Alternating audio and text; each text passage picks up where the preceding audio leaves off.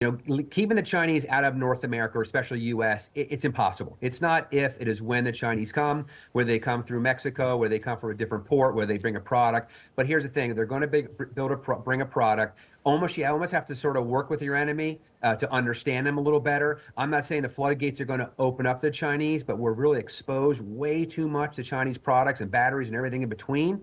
So the idea is, if you bring product to the market, I think consumers get a little amnesia if it's helping the economy and it's improving competitiveness.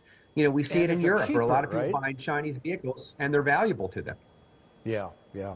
And herein lies the problem. The Chinese automakers are the clear winners here because of cost. But if we are in an environment where the perception is this overcapacity is flooding the market and the barriers are going up in Europe, and the US administration, whoever it is in the White House come November, is looking to close the loopholes and the back doors from Mexico and elsewhere, then how problematic, Joseph, is this going to be for the Chinese automakers like BYD?